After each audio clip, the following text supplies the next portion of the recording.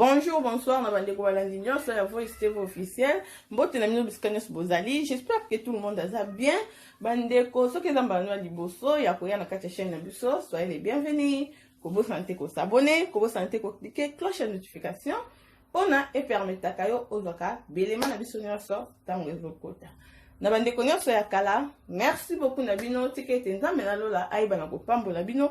Na bolingo pe volonté na mino boza nango ya koya kotala belema na biso. Alors, bandeko nanga lelo toza na papa na kati ya cuisine oyo asepelaki kosalela biso eloko moko alobi eza weekend alingi asala eloko moko tosepela elongo na bana. Alors, nakotika ye moko a présenter bino eloko nini oyo ye abongisaki kosalela biso. Merci papa, topesi yo maloba eloko nini oyo yo omemeli biso na weekend na biso oyo. Merci beaucoup maman. Bonjour, bonsoir na bandeko nyonso yo bakolanda biso na mwa minute moke oyo.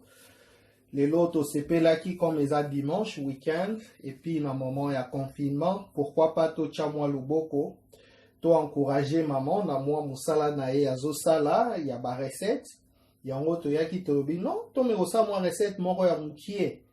Tozo sala smoothie oyo ekozala pona biso nyonso. Ezali variété ya ba fruits ebele o mélanger yango oniki na mixeur po epesa saveur moko ya bien, epesa jus moko ya bien oyo ezali lourd po permettre biso tomela pendant la journée, pourquoi pas avant ya kolala.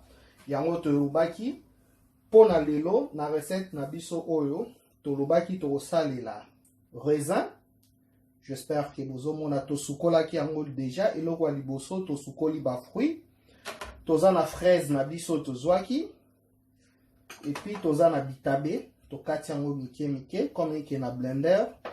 Toza na plum tokokata yango et puis toza na clémentine mandarine, donc orange o bato mosusu babengama eza clémentine mandarine. Na recette na biso tokoki kosalela yango na yaourt ou bien milk. Biso pona lelo toponi milk. Tocha milk po et permettre yango enikama très bien et yango na suka na biso tokolakisa bino résultat ya oyo to préparer. Alors tozo kende na étape liboso tozo kende ko préparer biloko na biso comme tosi tosukolaki tozo kata déjà to bandi ko kata ba fraise na biso mike mike. Donc tozo ton na yo kata fraise na yo toyebi ke blender ezali mais ko lukate za na ba morceau minene po ezwa temps ebele ya ko mixer, ezwa temps ebele ya ko balolaka yango na kati. To kati fraise na biso na ba morceau ya mike. Ezo dépendre ndenge yo moko olingi osalele. Puis kobosana te avant toute chose sukola maboko. Soko sisi ko sukola maboko nde osimbi biloko parce que eza biloko batu bakolia.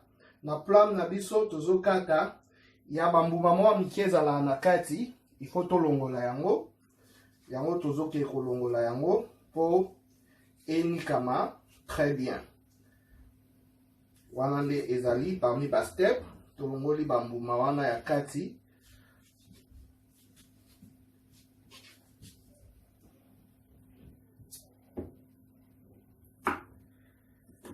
Tokati yango tolongoli mwa bambuma na biso. Ezo dépendre lobite car ce sont le même fruit oyo faut utiliser. Eza mélange ya ba fruit ebele. Ezo dépendre mutu na mutu variété ya ba fruit alingi. Soko lingi osala avec carotte, oki kosala pe carotte. Soko lingi osala avec ananas, oki kozwa pe ananas. Soko lingi ebimisa goût moko un peu citronné, oki kozwa pe mwa citron otie. Voilà. Biloko na biso yango tozo sala pour et permettre biso eloko moko ya bien.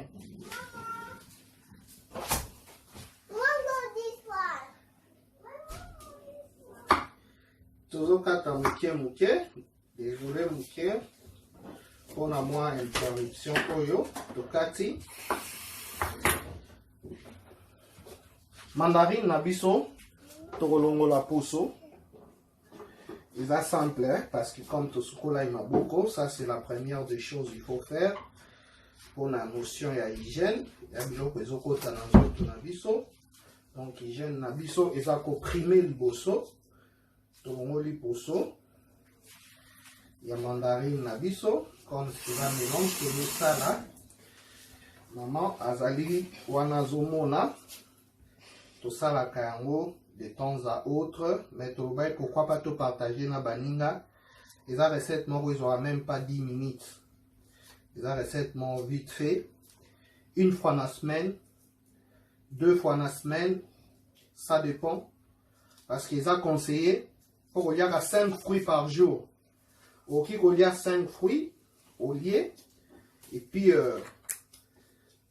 tout comme au qu'il qu'on mélangeait en haut, dans la recette au méli. Ils ont très bien.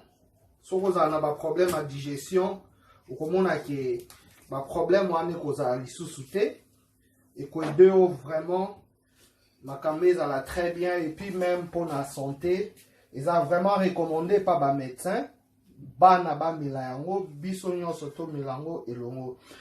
To ici, kokata ba fruit na biso, na ba petit morceau, tozo boaka ba oyo etikalaki.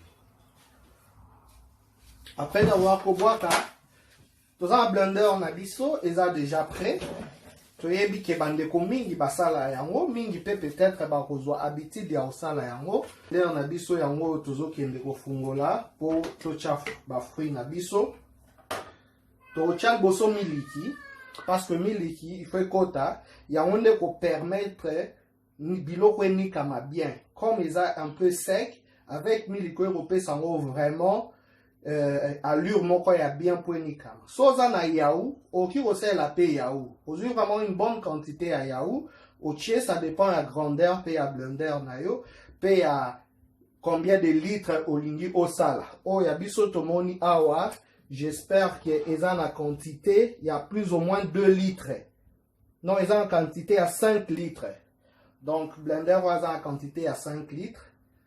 Et voilà quoi, tozo kende, tozo cha une grande partie à miliki to fungo laki, miliki na biso yango toche, toki ko chata na 2 litres. Bon, na 2 cm, 2 mm, je ne sais pas. Non, maximum, ils ont 1 litre et demi, je vous demande pardon, ils ont 1 litre et demi, mais biso toche na 2. Après, tozo zwa ba fruit na biso, tozo bitabe na biso yango toche. Attention, toche bitabe. Tozo ba raisin na biso, toche. Ah, tosangisa ki orange na fraise, toche. Toye kozwa ba plante na biso, toche. Ici, tu as presque na suka ya recette na biso. Et l'eau etikel biso kaka tokangi ni na biso. Tant tokangi ni na biso. Après,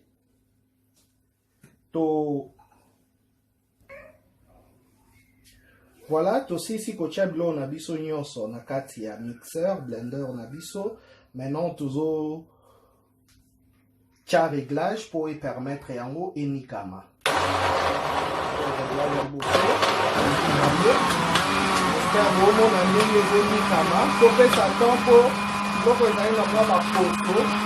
Vraiment enikama très bien pour y permettre biso comme la ilo ya très bien. Voilà.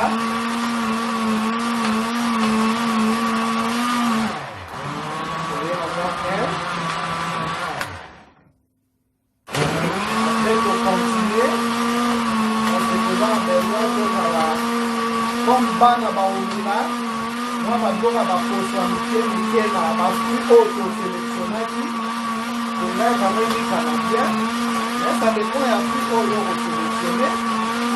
C'est très bien ma papa.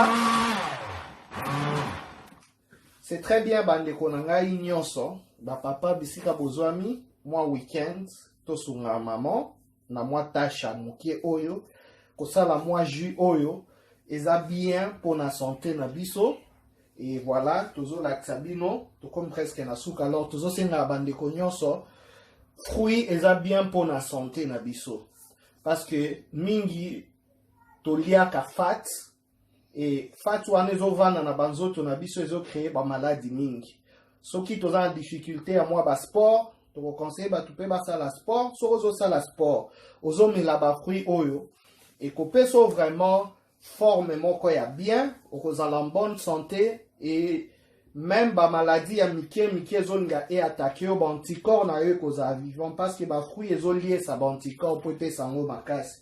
Tozo kende maintenant kota tozo nekasiko yo to la sabino comment jus na biso ebimi to longola liboso et puis to balusi to fungoli tozo tchana verre tozo mona wow to mondenge bimi vraiment ezali healthy ezali vraiment très bien pour la santé.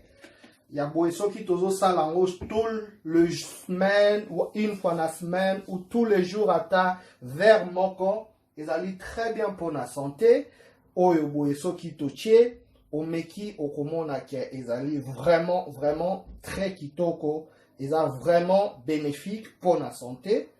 Tosunga bandeko na biso nyonso bisika bazwami so bosepeli na video ba like ba commentaire botie na se ba suggestion na bino pe vraiment topesi bino merci tosengi na ba papa tosala l'effort tosunga ba maman na moi ba tâche ménagère ya mukie moi ba recette ya mukie ezali bien pour la famille. Merci tokutani na mukolo oyo opportunité ekopesa malisusu sinon te bon continuer kolanda biso na Voice TV officiel na Vérité TV officiel. Bye.